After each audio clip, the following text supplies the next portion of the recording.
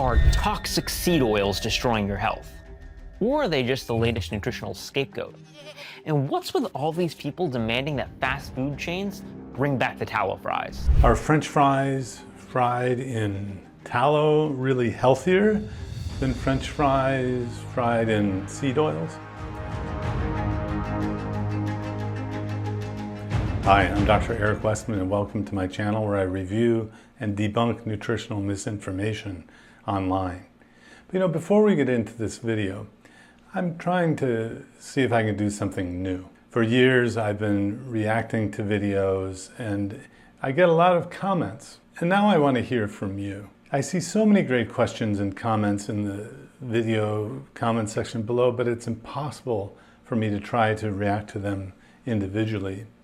So here's your chance. Click on the link in the video description and leave me your questions, comments, suggestions. Ask me about nutrition, keto, carnivore, or anything else you've been curious about. I'll do my best to give you an answer. And then in an upcoming video, I'll personally be responding to as many of these submissions as possible. Now, on to the video. This video was sent to me, it was done by Norwitz, and he talks about lots of different things. In this one, we're going to be talking about seed oils. And be sure to stay till the end, till you get my final thoughts. We're going to untangle one of the most heated and fascinating debates in the nutrition space right now, the seed oil controversy. Or at least we're going to start. This video isn't really about French fries. It's about how we dissect conflicting data in nutrition and why there's so much confusion around animal versus plant fats, especially when it comes to seed oils. Because the real problem is this: different sources of evidence tell different stories, and each side thinks their argument is airtight. Well, so hang on. Let's try to get to the science, not just the stories, right? Rather than trying to resolve the inconsistencies in the data, we shout past each other, we dismiss and bicker. But today, in this video and in the associated letter, I want to slice through the noise. No oxidized thinking allowed.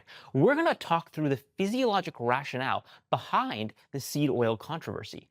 Right, and a different way to state this is there are levels of evidence, and the doctor in a clinic requires certain levels of evidence before we make a decision, a recommendation.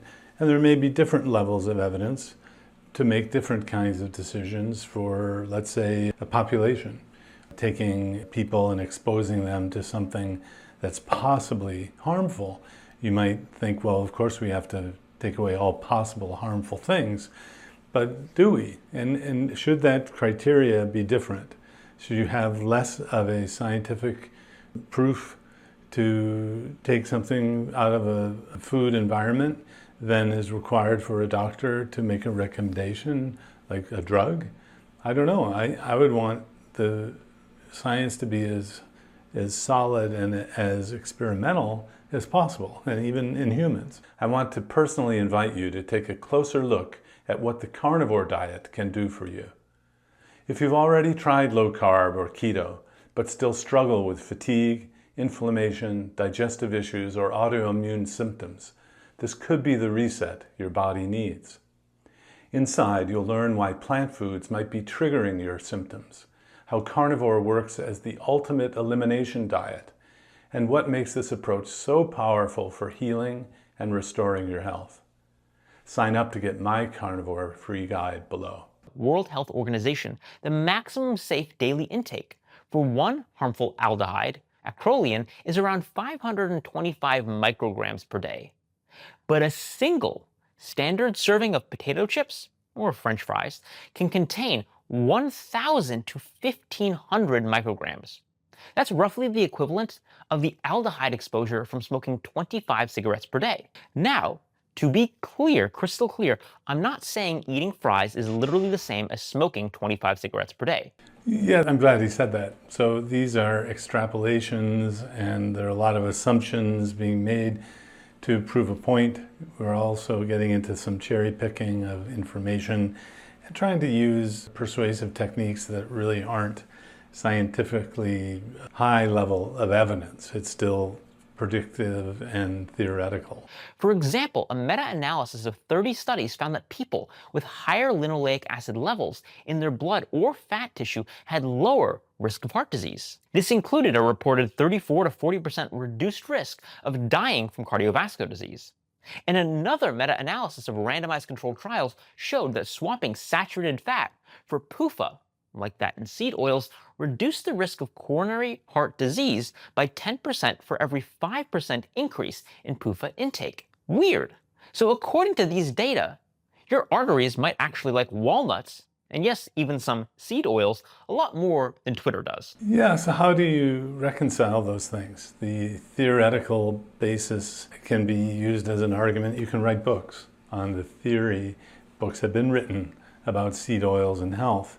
And there really are no randomized trials of taking out just seed oils and looking at people given seed oils and not, with everything else controlled. In a diet that I teach, which is low carb, keto, people eat less seed oil. And the seed oil proponents argue to me, to my face, that what I teach is helpful and healthy because it reduces the seed oils. Well, they haven't proven that. It is possible that that's what it is, but I don't tell people not to have seed oils, so it begs the question of how to teach people to have a healthy diet. If you teach someone to just not have seed oils and they eat all the carbs that they want, I'd like to see that study on diabetes, because we don't measure seed oil levels, we measure blood glucose levels for diabetes. So anyway, these are confounded and linked together. The idea of reducing carbs from ultra-processed food does reduce the seed oil consumption. But here, in other contexts of not low-carb diets, actually having more PUFAs, polyunsaturated fatty acids, actually lowered heart events, which is, I think, comparing apples to oranges. I'm always looking for information for my patients. If you're not into the low-carb or keto world and you care of whether this is true, whether you eat carbs or not, I try to be careful to prioritize information that would be useful in the low-carb keto space to see if you could add on something beneficial to it. I haven't seen any study of just isolating the seed oils itself or adding an instruction to reduce seed oils and carbs at the same time to see that if it's more beneficial. I haven't seen that study. I don't know that that would be a great way to spend time because people are lowering their seed oils altogether. But here, that was interesting. I had forgotten that there were some studies that actually said having the ingredient of seed oils, the PUFAs, in the context of higher carb diets has actually been shown to be beneficial. So the human data trumps the test tubes, right? And the animal data. Well, not quite. Confused yet? Good. What I would say, the human data, if you're trying to properly controlled experimental human data, does trump the experimental, theoretical, non-human data. I don't agree with that statement, but I think he's trying to make a point that there's some benefit in the argument of the theoretical basis for this being a problem. Okay. In fact, in one ingenious meta-analysis, they separated studies based on whether the intervention increased both omega-3 and omega-6 fats, or just omega-6 alone. Now, what were the results when you partitioned the studies in this way? When both omega-3 and omega-6 intake was increased, there was a significant 22% reduction in heart attack and heart disease deaths as a combined outcome. But in trials that increased only omega-6, there was the opposite trend, actually a trend towards increased cardiovascular risk. Isn't that interesting? The takeaway, it's not just about one isolated nutrient, say omega-6 or linoleic acid. It's about the bigger dietary pattern. That really matters. So let's keep going. Well, so looking back at that graph with the diamonds, or if it overlaps the line, it wasn't statistically significant. So that, and Nick said there was a trend toward, in my view, trends really need to be seen as hypothesis generating, not confirmatory or proving that there's a link there. So that was interesting, kind of glossing over the lack of statistical significance there. And this is going to sound weird, but sesame oil behaves more like tallow or butter than your typical processed seed oil when it comes to heat and stability. All of that said, I'm not here to bash tallow either.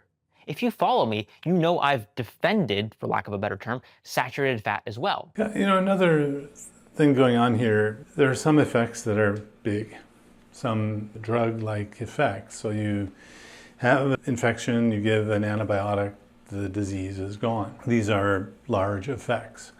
So in the medical world, we look for drugs and treatments that have big effects. If you need tens of thousands of people in a clinical trial, or if you're looking at hundreds of thousands of people in epidemiology studies in order to see effects, the effects are very small. And so you always want to ask, if there's an effect, how large is the effect? If there's a risk, how large is the risk? Is it statistically significant, or is it clinically significant, or both? And the saying that I have been using is, show me a paper with 50 people over 6 months, publish it in a peer-reviewed journal, and I'll comment on your diet or your idea that seed oils are a problem. You don't even need a randomized trial if the effects are large. You'll see, let's say you ask these people not to have seed oils, you just follow them for 6 months. The reaction I got from seed oil as bad agents, that proponent idea said, well, how could we do that? Because seed oils are still in your body for years. Well, then you do a study that's a year long or some other. So I'm afraid the lack of prospective experimental studies for seed oils, even though there's all this rationale, and I'm not a PhD like Nick, I'm an MD and a master's in biostatistics, and I was taught to find large effects, not necessarily worry about really small effects. The headlines like seed oils are toxic or healthy, or animal fats are toxic or healthy, they ignore the reality that nutrition and metabolism is full of nuance. So now, just getting into the practical, here's how I approach this seed oil topic in my actual life. First, I don't fear whole food sources of omega-6. Nuts, seeds, they're staying in my diet. Second, for high heat cooking, I stick to stable fats. This means, yes, tallow, and ghee and butter and coconut oil, also avocado oil and macadamia nut oil. These are lower and fragile PUFAs if I'm heating the fat. Third, I care more about my overall metabolic health and my markers, my biomarkers, than demonizing one nutrient. That means I measure my markers, and I update my approaches based on my personal data, not based on the biggest megaphone on social media and what it tells me. And finally, French fries, they're French fries. Whether cooked in seed oils or tallow, they're not a health food. But hey, if RFK Jr. wants to fund a $10 million randomized control trial comparing tallow fries to seed oil fries, I would happily offer to acquire the IRB, recruit and run the study, and for science exclusively, I'll even taste test them. Well, I know that was kind of a joke, but that wouldn't be really worth doing. What you would do if you're doing a clinical trial is you'd have what's called a power calculation.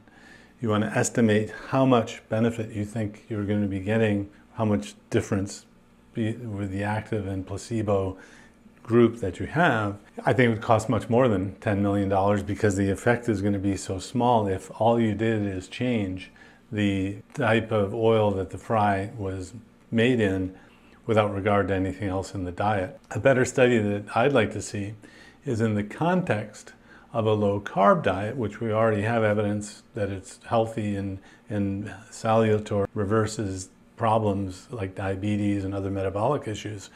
Does an explicit seed oil reduction among those who eat low-carb diets give extra benefit? And we wouldn't just look at diabetes and obesity, you'd also look at other markers that have to do with cancer and things like that, inflammation. So I'm wondering, always, does this information help my patients who are following this? And I haven't heard anything to make me think I need to do anything different in terms of educating and having people eat real foods. And I wouldn't really want to do that study looking just at the tallow and versus the seed oil and the fries, because the benefit is so small you would need a huge amount of people. It wouldn't be worth doing. So, to wrap up, seed oils aren't poison, and tallow isn't salvation. And the French fry wars, honestly, they just reveal how nutrition science gets flattened into black and white sound bites. Truthfully, biology does not care about caps locks or hashtags. Yeah, well, I think this is a reasonable video.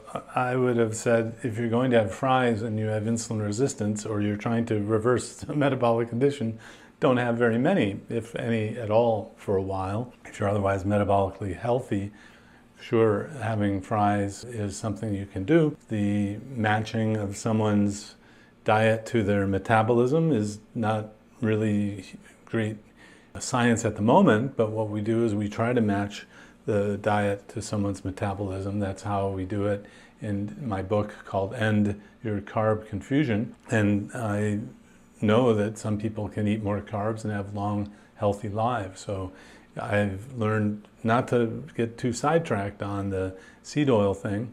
I don't think it's is scientifically proven nearly as much as the instruction of someone to reduce their carbohydrate intake. So there would be another alternate study would be to just allow people to have a couple fries, even in seed oil, versus no fries or fries in tallow. It's a dose. The saying is the dose makes the poison as well. So in an internet teaching world of all or nothing, I kind of see why there's this extreme out there, but we really need more data and science to say seed oils are bad before they're banned and companies have to, change everything. I'm not saying that they're necessarily good, but we just don't have the science to say they're always and necessarily bad. If you like this, please like, subscribe, ring the notification bell. Please do give me your comments below. I will reply. And this is, I know, kind of a controversial subject, yet it shouldn't be, because the relative data on what we should tell people to do for health is actually pretty clear. Please like, subscribe, ring the notification bell if you think this is helpful, and look for new content on Wednesdays and Fridays. Let me know your comments in the link down below and I'll try to address them in an upcoming video. If you enjoyed this video, consider joining our YouTube membership for early access and exclusive live Q&As with me. Just click the join button below or support us with a PayPal in the description.